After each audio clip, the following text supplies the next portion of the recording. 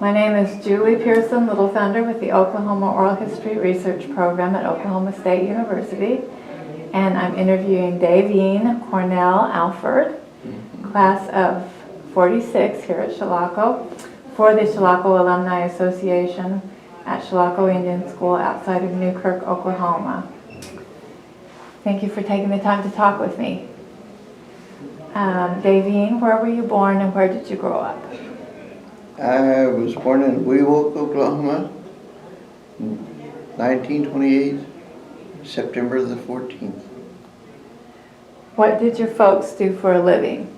What did I do for What did your folks do? My dad was a carpenter by trade, a jack of all trades, because he learned it here at Chilocco. And my mother was, took care of us kids, I guess. How many brothers and sisters did you have? I had 3 sisters. That was the gist of it all. Were you the oldest, or? No, I'm the middle. Okay. I lost one sister when she was 3 years old, so that put me in the middle then. What was your exposure to Creek or Seminole language or culture growing up? My dad wouldn't let us learn Indian because he said you have to work and live in the white man's world, so you learn English. But we still picked up words that we weren't supposed to. And attended school down there? And where did you attend school? I started school in Newkirk, south of town. There was a little country school out there called Justice, and that's where I started. And when I was in the 2nd or 3rd grade, my dad had his allotment was down there north of Calvin, so he built a house down there and learned the trade here at Chilocco. And so we moved to the farm, and that was during the Depression. You know, and it's a good thing we had plenty of fruit and milk and cows, you know, and we lived there till 1937, I think it was. And my mother loaded us, me and my youngest sister, moved us to Claremore. Okay. And I went to school there till I came to Chilocco when I was in the 9th grade. So, How did you end up coming to Chilocco? well, my dad came home one day and he said, "You're going to school." And I said, "Well, I know school starts next week," because we lived in Claremore. And he said, "No, you're going to Chilocco." And I had been up here a time or two when him and my mother brought my uncles up here to school. And my dad, his family was big. There was always a cornet here from the 20s up to 60s, you would say. Because my grandpa had 17 kids. Oh my goodness. So I had a lot of aunts and uncles, you know. So And, the decision was made for you. yeah. Did they drive you up here? Put me on a bus. Okay. We lived in Tulsa. We moved from Claremore to Tulsa, and I was going to go to school at Real Rogers High School. But the next day, I got my truck out and start packing. And my dad said, "What are you doing?" I said, "I'm getting ready to go back to Chilocco. I know the kids up here, and I don't know these white kids down here." What were your first impressions when you came to Chilocco? What first impressed you? Just away from home, Okay. you know. And it's the first time I'd ever been away. 9th grade. Yeah. And it was my home for 4 years. I took part, tried to do everything that I could, you know. And I didn't make too many friends. Some of them lasted a long time. I've got a lady that lives across town from me in Tulsa that we've been friends ever since we was up here at Chilocco. Wow. And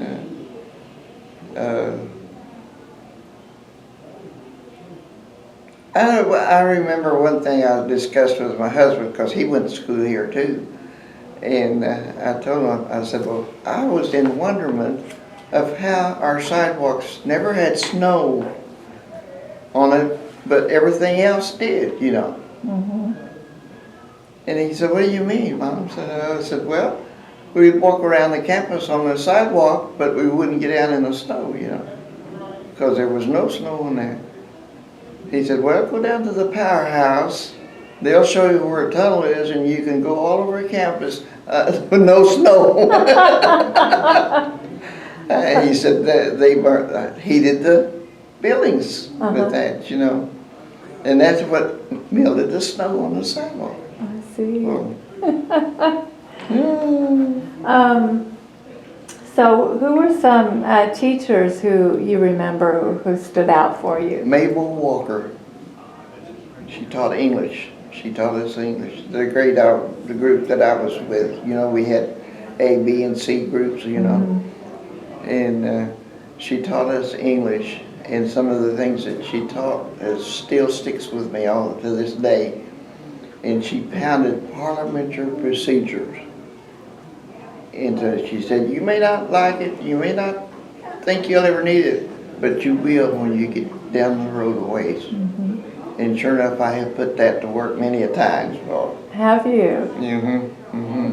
With Then, different organizations that you served with? Alumni Association, obviously. Where's that? I said, Mail Walker. And then we had a library down in the bottom of the school building, and I worked there 6 weeks, you know, helping Mrs. Well, the boys called her a name, and Dumb Dory. I said, oh, she's not dumb. She's a librarian.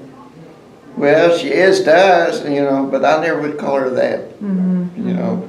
But she taught me a lot of things about library and how to mark the books and file them away and everything, you know, because when the students got through the books, they put it in a cart, you know. Now I had to go around and put them back on the shelf.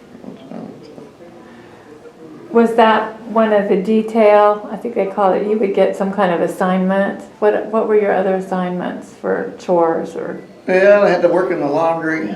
Okay.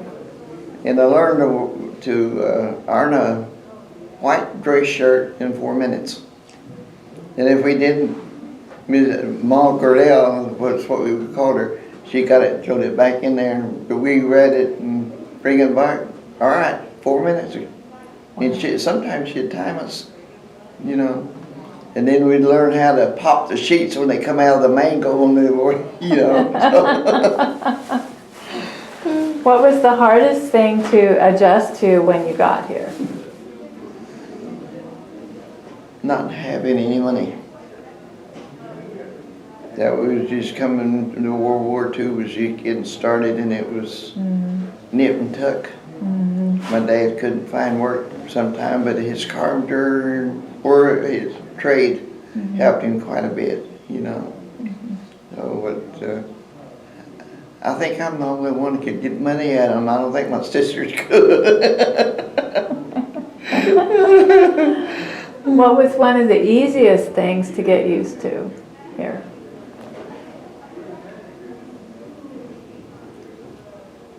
You're having a good hot meal, I guess. Just three square meals a day. And I didn't realize till I was here probably in my sophomore year that everything we ate growed. We grew it here. Right. You know, we had cows, and we'd have lamb stew once in a while. and they finally found out and took the hint that we wouldn't eat it, so they cut that out. But having 3 squares a day helped again, you know. And then eating with everybody on the campus in the dining room. And that was fun. Because they had to be 6 boys and 6 girls at each table. And if we didn't hurry and get to the table before them boys did, we wouldn't have no bread to eat. because they'd get it all. Right. Let's see, I guess they sometimes had dances too. Then what? Do you remember any dances here on What campus? kind of dances? Boy-girl dances, did they have any? White of man those? dance, you mean? White man Oh, dance. yeah, every other Saturday night. Okay, did you go to a few? Yeah, unless I was punished.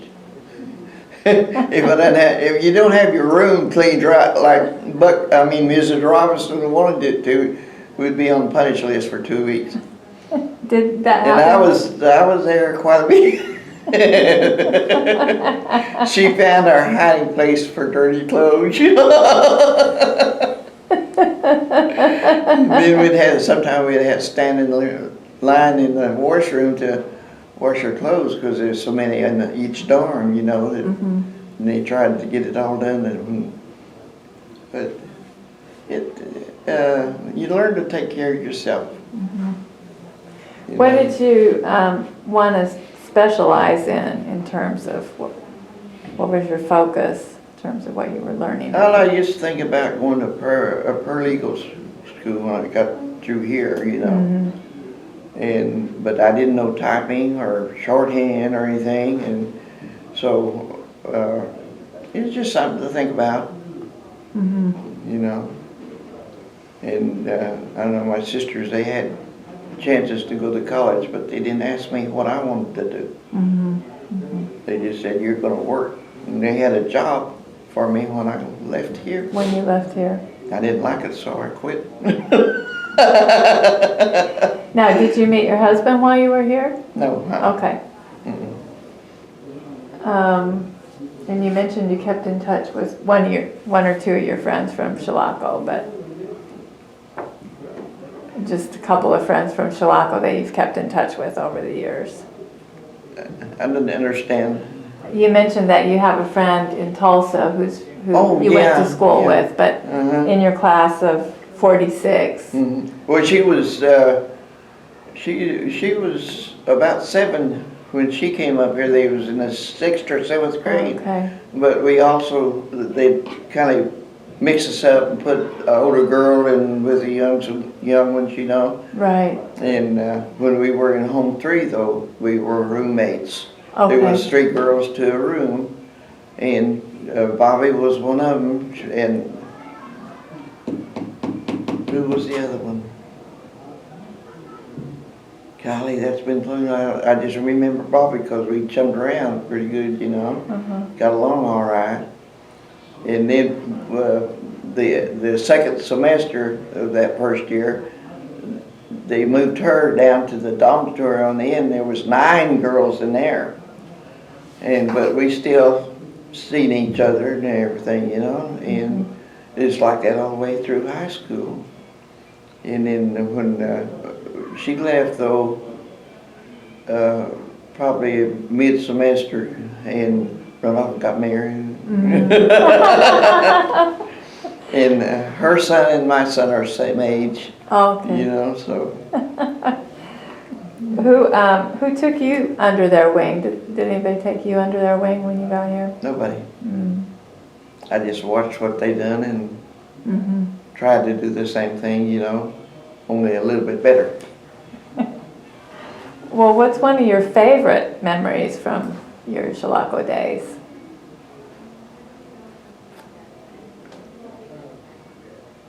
Oh, that's hard to say. Because they were just constant, doing the same thing all the time. Going to school. Because we'd go to school sometime in the mornings and then work in the afternoons or vice versa. It all depends on what our detail was, But I got to work in the employees' dorm where the single women stayed, and I got to work in the kitchen dining room in that part. Only thing I hated about it, I had to get up at 5 o'clock and be there, and I'd have to wait on the tables and get them coffee and stuff like that, Right. But then we got to eat afterwards. So I know that sometimes the Chilocco students, the young men would go from Chilocco to, I think when they were drafted, they would go on to, And my husband left here in September 1940, when the war started, when Roosevelt called them all the National Guards up. right. And he was in Company C. Did you see Company C leave a couple of times while you were in school? No, No? I wasn't here when he left. Okay, okay, Because I come 2 years later. okay, He came to school here in 1939, right, or the fall of 38, 39, you know. right, And he was already gone. I didn't meet him till after the war was over. okay, And that was in 46, 47. right, right. That you graduated, you graduated, so during the time you were here, you didn't see any Company C fellows leave. What do you feel was the biggest, or a couple of the best things that you brought away from Chilocco? Take care of myself. Nobody else would take care of me, so I had to learn to do it myself. Mm-hmm. You And know? you went home during the summers? Yeah. Yeah. I wouldn't go home at Thanksgiving. I'd stay here, and then Christmas I'd usually go home. And then come back. You know, walk from the highway down here. Sometime our bus would be late getting up here, and it'd be midnight or 1 o'clock, and nobody to greet us, bring us to the campus. So it would be about 10 or 12 of us. We'd just grab our luggage and take off walking. Right. Hope we stayed on the highway. Right, right. There was no lights down that long, that 1.5 mile road long. Could be dark, and yeah, Cold, yeah. you know, but we managed all right. Well, tell me how you met your husband. How about letting my daughter tell you? Well, you have the experience. She just heard the story. Bobby stayed with her aunt right across from Canes Academy in Tulsa. Okay. And my folks lived across town, so I'd get up there to her house on Thursday night. So we'd always go to Canes on Thursday night. And that's where I met him at. Oh, who was playing that night? Johnny Lee. Sometime Bob. But we was every Thursday night, and then sometime we'd go on Saturday night, you know. That's where I met him at. So you both like country western swing or? Country western swing and big band sound. And big band sound. And like to dance, both of you? Oh yeah. Yeah. Oh yeah. She can testify to that. What were you where were you working at the time? I wasn't. Okay. I was just staying with Mom and Daddy. And I met him, and then we left. You know, so my folks didn't know where I was at for 3 or 4 months.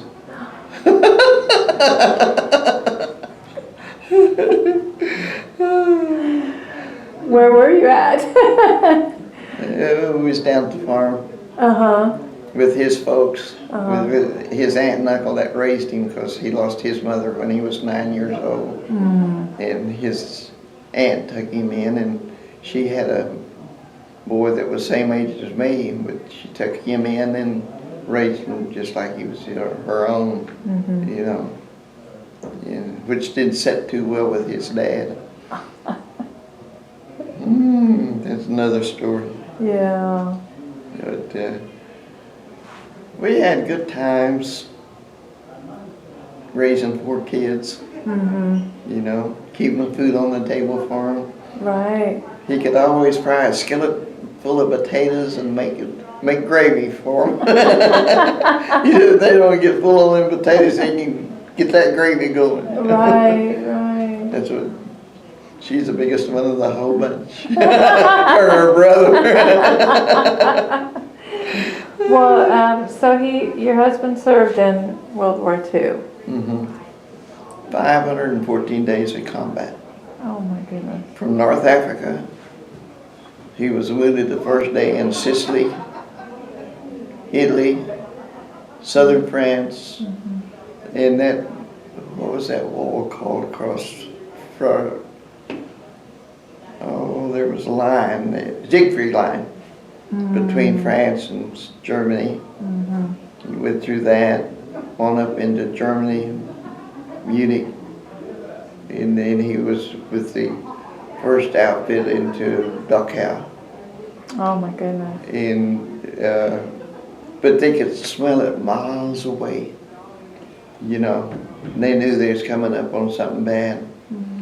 But when he got in there, well, his sergeant put him in charge of the burial detail, and they told him to go get those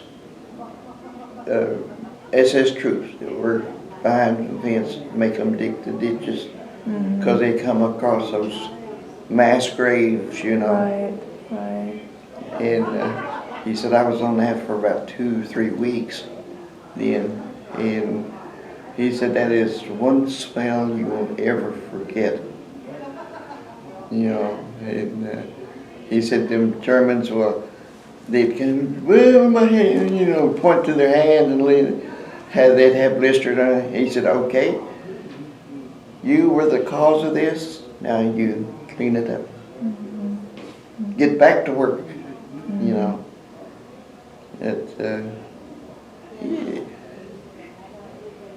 When he left there, well, he flew home, was discharged from the service in 45. He got his points in, he said, and he just waited till his name was on the list to fly home. He said, yeah, and then the night before they flew him out, well, no Russian like they got him. Said they were in the barracks and with all his outfits, you know, that he was with, and they was in there having a good time because the war was over. Instead of the barracks door open, this old Russian come in there, and they told him to leave, and he wouldn't do it. But when he was in Munich, he said, when we got in there, we found the opera house. And I got to sing in the opera house, he said. I said, what you doing? He said, well, it was pretty well tore up, but we all got up on the stage and had us a big song, you know. He's a music lover. Yeah, he was. He was. Now, did he serve with the 45th? Is that? 45th, Okay. National Guards, Yeah. Company C and D. Company C and D, okay. Wow. That's him in the picture. We'll take a look at those pictures afterwards, yeah. Did he write home very often? I didn't know him when he was over there. Yeah. I didn't meet him till after he was home in nearly a year. Right. Yeah, but so you don't know if he wrote his well, he worked for Mr. Gilcrease that helped build that museum there in Tulsa. Oh, he did? Yeah, Mr. Gilcrease was just getting it started when he went to work for him in the fall of 46. After he came home? And he had property down in San Antonio. So Mr. Gilcrease decided it needed to be painted. So he sent 4 of his men down there to paint it, inside and out. Well, the union down there got hold of that they were there to work, and they wouldn't let them do it because they weren't unionized. And they said, well, yeah, we was over there fighting to keep you free. We're going to do it. And they said, no, you're not neither. So they got Mr. Gilcrease's big Studebaker he had, drove home straight through, you know. But he ended up working on the Gilcrease Museum. But they were down there probably at least 2 weeks. Well, every day he'd sit down and write, you know. So he was it took me a while to read him though, because his handwriting was so fancy that, you know, I'd have to reread and figure out the words and everything, you know. But he was a pretty good writer. Were there any other wartime stories he shared with you? Oh, yeah, as he got older, he started, because he fought those Germans for at least, oh, I guess our son was about 7 or 8 months old when he started cutting loose from those dreams and nightmares, you know. Right. And sometimes he'd tell me things that happened there. And one night I woke up, I had a pillow over my face, and he was fighting the Germans. So I took pillows away from him. Right. But our firstborn was a boy, just like that one there. And then I had the girls later, but that one there should have been the other boy. She surprised you, huh? Oh. Well, what would you like people to know about Chilocco? Know or remember about Chilocco?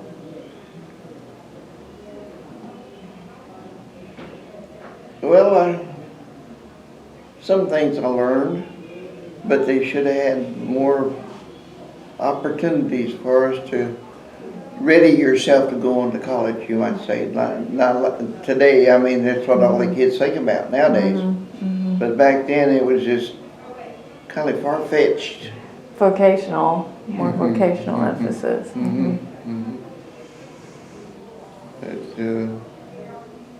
other than just learning to take care of myself and everything, it taught me that and taught me how to cook, sew, you know, and everything. And because we had to take afternoon classes in cooking or sewing, and because that's because they called it an agricultural school. You had to learn how to take care of your home, you might say. You know, I try to pass it on to my girls, but I don't know. I don't know whether I did any good or not. Did you remain a homemaker, or did you go on and work later on? I worked later on because I took dry cleaning as a trade up here. So, first job I had though was in a ribbon department in Cressus, you know, in Tulsa. And I sewed ribbon, and a lot of the kids, when they come through town, well, they roam around, you know. They knew me, but I knew their face, but I couldn't remember their name, you know. There's so many of them. But, I worked there probably 3 or 4 months that I can remember. That's been so long ago. I had to stop and think about it. That's what I tell my son. I tell him things that happened when he was little, you know. I don't remember that, Mama. I said, it's in your memory bank. All you got to do is sit and think, it'll come out, you know. Why is it important to you to come to these Chilocco reunions? Well, I worked from early 80s to after my husband passed away with the Alumni Association. I was either the secretary or, but every time he was elected twice to be the association president, and I would follow through right with him, you know, as secretary, and so we worked together, went places together. We liked to travel, you know.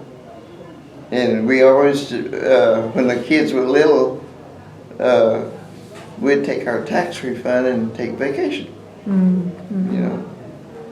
And the first vacation we really took, we left church camp and took my oldest daughter, or our oldest daughter, to New Jersey. And my sister's husband was going to sea for 6 months, and she wanted somebody to stay with her. And so we took her out there and left her, and she said, "What y'all do that for?" and I told her, now next weekend your grandma and grandpa's coming out, so when they get here, they get ready to leave, they're going to bring you back home. Right. You know, so that was her first time away from home. But we always try to take them someplace every summer to see different things, you know. Right. And then when our son was in the Army, well, he was stationed in Fort Monmouth, New Jersey for 14 months, going to computer school.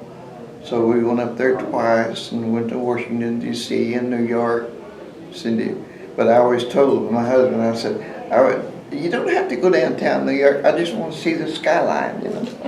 And he told the boy about it. So the weekend then that we were there, well, he said, we're going somewhere in the morning. I said, where are we going? Just get in the car and ride. He said, we wound up in New York. Oh, wow. But man, I'd like to go back again someday, but probably never will. But I did get to go to Washington and see the World War II memorial. Oh, great. Yeah, great experience. But, I'd like to go back and see that again.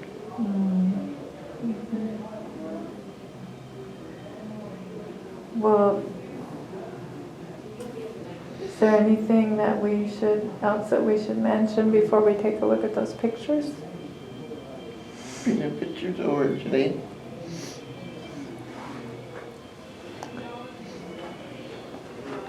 She's my caretaker. Oh, okay. We'll take a look at these pictures here. Now this is my husband. What a good-looking guy. Yeah. And Just a minute. this is our son here. Oh, And okay. he's a junior. Uh-huh. And I'll kind of zoom in here a little bit. Okay, your husband in the middle, yeah. this is our oldest grandson. He was in Desert Storm. Okay. This is our next grandson. He was getting ready for his third tour of Iraq when he was killed in a car wreck. Oh. He was 15 minutes away from home and a truck pulled out in front of him. He was here 1 minute, gone just like that. This is our So sorry. great grandson. He's a sergeant down in Fort Bliss. And I've got another great grandson that's getting ready to go to the Air Force. And I told him, I said, I'm gonna scub your now, boy. You're supposed to be Army. That's the family tradition. Yeah. Oh, there's so many stories. Just a lot You know. of, I know a lot of family who've served. Just a lot of family, okay. We were married 49 years, 4 months and 4 days.